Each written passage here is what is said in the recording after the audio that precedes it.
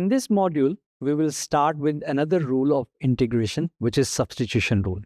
So far, you have studied power rule, which is the main one. और फिर आपने देखा कि इंटीग्रल्स हम अलग-अलग कर सकते हैं कुछ टर्म्स के ऊपर. ट्रिग्नोमेट्रिक और एक्सपोनेंशियल फंक्शंस के भी आपने इंटीग्रल्स देखे. The very next rule is the substitution rule. अब आपको केयरफुली नज़र आएगा कि ये फंक्शन जो है, ये जो मुझे इंटीग्रेशन का क्वेश्चन है, इसमें मुझे कुछ ना कुछ सब्स्टिट्यूशन अप्लाई करनी पड़ेगी. ये बड़ा केयरफुली आपने देखना है क्योंकि हर क्वेश्चन जो है वो दूसरे से वेरी करता है और आपने केयरफुली यहाँ पे जज करना है कि आपका जो क्वेश्चन है वो सब्स्टिट्यूशन रूल का है और उसमें आपने किस चीज़ की सब्स्टिट्यूशन करनी है. सब्स्टिट्यूशन का मतलब यही है कि आप किसी स्पेसिफिक पार्ट को कुछ नया वेरिएबल नाम दे लें और फिर आप इंटीग्रेट उसके हिसाब से करें. तो हम ये थोड़ा सा पहले रूल को अंडरस्टैंड करेंगे. ये रूल जो है ये जब आप डिफ्रेंसिएशन पढ़ रहे थे तो आपके पास वहाँ पे एक चेन रूल था कि अगर आपके पास एक जो रूल है कोई जैसे पावर रूल है वो अगर एक्स के ऊपर आप अप्लाई करते हैं, लेकिन अगर वही आपके पास एफ ऑफ एक्स हो जाए तो फिर आप उस पर चेन रूल अप्लाई करते थे कि आप क्योंकि कॉम्पोजिट फंक्शन आ गया तो अब आप जो है वो उसमें जो फंक्शन का है एक्सटर्नल फंक्शन का डेरिवेटिव जो भी उसका डेरिवेटिव था वो लेते थे और मल्टीप्लाई करते थे उसको जो इंटरनल फंक्शन है उसके डेरिवेटिव से. अब ये उसका एक रिवर्स प्रोसेस होगा. तो यहाँ पे हम इसको अब इंटीग्रेशन में इस तरह का क्वेश्चन होगा जिसमें आपके पास एक कॉम्पोजिट फंक्शन होगा और जो इंटरनल फंक्शन है उसका डेरिवेटिव वाली टर्म भी, जो चेन रूल का उस वक्त आंसर आता था, अब आपके पास वो इंटीग्रेंड होगा और आपने उसको इंटीग्रेट करना है. तो हम उसको फिर सब्स्टिट्यूशन रूल से करेंगे. लेट्स बिगिन विद, ये आपके पास एक फॉर्म है, इसको ज़रा केयरफुली नोटिस करें कि ये आपके पास एक कॉम्पोजिट फंक्शन है F of G of X और ये जो आपके पास इनर फंक्शन है जी ऑफ एक्स उसका डेरिवेटिव की टर्म भी हमारे पास मौजूद है. ये एग्जैक्ट डेरिवेटिव भी हो सकता है और कोई नंबर टाइम्स डेरिवेटिव भी हो सकता है. नंबर्स जो है वो हम एडजस्ट कर लेते हैं, कॉन्स्टेंट्स हम एडजस्ट कर लेते हैं, लेकिन जो उसका एग्जैक्ट डेरिवेटिव है जो इसमें जो वेरिएबल्स रिक्वायर्ड है, जैसे अगर एक्स स्क्वायर्ड है तो एक्स स्क्वायर्ड का डेरिवेटिव 2x होता है, तो हमारे पास x तो लाजमी होना चाहिए. 2 अगर नहीं भी है तो हम इसको एडजस्ट कर लेंगे. वेरिएबल्स को नहीं आप एडजस्ट कर सकते, कॉन्स्टेंट्स को आप एडजस्ट कर सकते. तो अगर हमारे पास ऐसा सिनेरियो है कि आपके पास एक इंटीग्रल का क्वेश्चन है, उसमें कुछ ऐसा पार्ट है जिसका डेरिवेटिव भी उस क्वेश्चन में मौजूद है, then it's a substitution rule question and you apply the substitution rule. अब वो हम करते कैसे हैं, हमारा जो गोल है वो ये है कि ये जो आपका क्वेश्चन था इसको आपने सब्स्टिट्यूशन से इस सिंपल शक्ल में ले आना है, integral of F of U D you. आपने देखा कि वो पूरे का पूरा क्वेश्चन वेरिएबल एक्स से एक नए वेरिएबल यू में चला गया.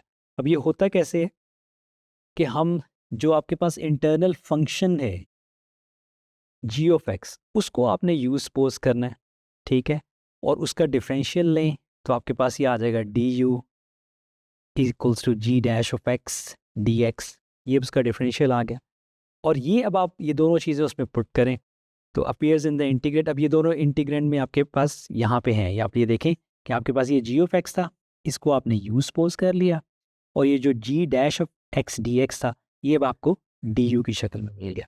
तो आपका वो जो इंटीग्रल था वो सिंपली बन जाएगा integral of F of U D you. Rest हम जब कुछ एग्जाम्पल्स करेंगे तो आपको उसमें मज़ीद ये क्लियर होगा. तो अगर आपके पास इनडेफिनेट इंटीग्रल का क्वेश्चन है तो आपका क्वेश्चन अब यू में चेंज हो गया है, उसको इंटीग्रेट करें. और जो चीज़ आपने नहीं भूलनी वो ये कि जब आप इंटीग्रेशन कर चुकें तो आप वो जो आपने यू सपोज किया था उस वैल्यू को वापस पुट करें. तो if D U is equals to K dot D X factor out 1/k to fix the mismatch. ये आपसे जो बात की थी कि अगर एक किसी कांस्टेंट का मसला आ रहा है, कांस्टेंट नहीं है अवेलेबल, तो हम उसको एडजस्ट कर लेंगे. Will see that. तो let's see some examples. 5x + 1 whole upon 7. अब वो पावर जो 7 है वो आप एक्सपैंड नहीं कर सकते, दैट्स टू डिफ़िकल्ट. तो इसलिए आप यहाँ पे अब इसको एज अ सब्स्टिट्यूशन रूल इसको स्टार्ट करते हैं. तो हम ये आपके पास ये देखेंगे जो ये आपके पास एक इनर फंक्शन है जी ऑफ एक्स और आउटर फंक्शन उसकी पावर 7 है. तो जो इनर फंक्शन है उसका डेरिवेटिव है 5. अब वो यहाँ पे मौजूद नहीं है तो वो हम एडजस्ट कर लेते हैं जैसे हमने अभी बात की कि हम इसको ऐसे लिख लेते हैं कि 1/5 integral of 5x + 1 power 7 times 5. अभी देखिए कि मैंने अपने क्वेश्चन को 5 से मल्टीप्लाई और डिवाइड कर लिया, मैं किसी कांस्टेंट से मल्टीप्लाई या डिवाइड कर सकता हूँ, नॉट विद द वेरिएबल। तो अब आप सब्स्टिट्यूशन रूल अगर आप मैं आपको अप्लाई करके दिखाऊं, तो जो इनर फंक्शन है उसको आपने यूज पोज किया, let u is equals to 5x + 1, ठीक है। डिफरेंशियल लेंगे दोनों तरफ, u का डिफरेंशियल du आ जाएगा, 5x + 1 एज अ होल, इसका डिफरेंशियल सिर्फ इसका डेरिवेटिव सिर्फ 5 आता है, टाइम्स जो x का डिफरेंशियल है वो dx। ये हमने डिफरेंशियल्स पहले पढ़े भी हैं। अब आप अपनी ये एडजस्टमेंट, ये दोनों हमारे पास इंटीग्रेंड में मौजूद हैं, ये भी इंटीग्रेंड में है हमारे पास, और ये 5 dx भी इंटीग्रेंड में है। तो आपका ये जो क्वेश्चन है ये सिंप्लीफाई हो जाएगा 1/5 इंटीग्रल 5x + 1 की जगह हमारे पास u⁻⁷ और 5 dx की जगह हमारे पास आ गया du। अब ये देखें कि आपका क्वेश्चन सिंप्लीफाइड हो गया है, u की शक्ल में आ गया है। इसको आपने सिंपली अब इंटीग्रेट करें तो ये आपके पास आ जाएगा u 8/8, और ये जो टाइम्स 1/5 था ये ऐसे ही था। तो u को आपने वापस पुट करना नहीं भूलना। तो u आपके पास था 5x + 1, तो ये आपके पास आ जाएगा 5x + 1 whole power 8 divided by 40। That is how you have solve this example. Example 2, अब यहाँ पे हमारे पास इनर फंक्शन ये है। कैसे आपको पता लग रहा है? क्योंकि बाहर एक 3x² है और आपको क्विकली माइंड में आना चाहिए कि x³ का डेरिवेटिव 3x² होता है और 3 का 0 है। अब आपने ये नहीं करना कि आप सिर्फ x³ को सपोज कर लें, आपने 3 को भी कवर करना है। वो पूरा g(x) फंक्शन है x³ - 3। तो हम यहाँ पे लेट कर लेते हैं और डेरिवेटिव हमारे पास पूरा पूरा मौजूद है, हमें किसी नंबर से मल्टीप्लाई या डिवाइड करना नहीं पड़ रहा। तो हम इसको अपनी सब्स्टिट्यूशन करते हैं, late u equals to x³ - 3। तो du आपके पास आ जाएगा 3x² और 3 का डेरिवेटिव 0 होता है, इंटू डिफरेंशियल ऑफ x वो dx आ गया। अब आप देखें कि आपका जो 3x², ये सारी टर्म्स क्योंकि मल्टीप्लाई हो रही थी, 3x² dx आपका du बनेगा, और जो आपके पास ये जो इनर फंक्शन था ये u बना। तो आपका क्वेश्चन सिंप्लीफाई हो गया, x³ - 3 की जगह आपके पास आ गया u और उसकी पावर थी 2, और 3x² dx की जगह आ गया du। Question is so much simplified. Integrate किया u³ एंड पुट, इसमें ऑफ कोर्स वो आपका +c भी है, अगर मैंने पहले मिस किया तो आप इसका यहाँ पे +c, जब भी आप इंडेफिनिट इंटीग्रल लें तो साथ एक +c लिखें। और u आपने सपोज किया था x³ - 3 whole cubed divided by 3 + c। तो u की आपने वैल्यू वापस पुट करनी है। One more example, x/x² + 9। अच्छा, अब आपको क्वेश्चन जितना भी, अब देखें यहाँ पे कोई पावर रूल नहीं लगा सकते आप इंटीग्रेट का, तो आपके जहन में सब्स्टिट्यूशन रूल होना चाहिए कि मेरे पास एक सब्स्टिट्यूशन रूल भी है, वो तो नहीं लग रहा है यहाँ पे।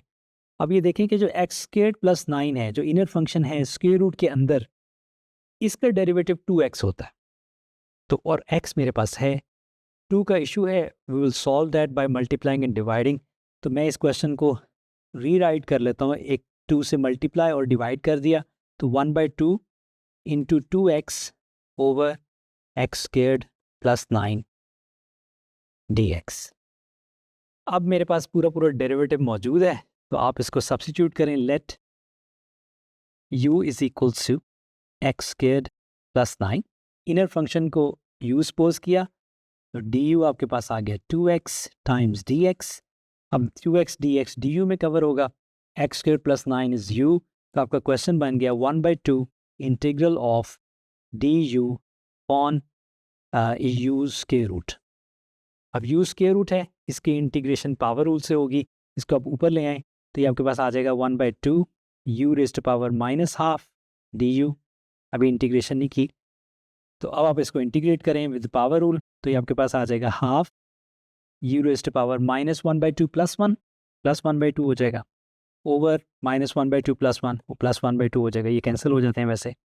ये आपके पास u स्क्वायर रूट इसका आंसर आ जाए, और +c यहाँ पे आपने जहाँ इंटीग्रेट किया वहाँ +c, and put u back x² + 9 square root +c। तो यू हैव सीन दैट कि हम सब्स्टिट्यूशन रूल को यूज़ करके अपने क्वेश्चन को सिंप्लीफाई कर लेते हैं। One last example, x/(x - 1). तो ये थोड़ा सा इंटरेस्टिंग है। अब इसमें आपको नज़र नहीं आ रहा कि उसका डेरिवेटिव है, क्योंकि x का डेरिवेटिव तो 1 होता है, और ऊपर यहाँ पे अब x है, लेकिन जो स्क्वायर रूट में है x-1, उससे हम टॉप को सिंप्लीफाई नहीं कर सकते।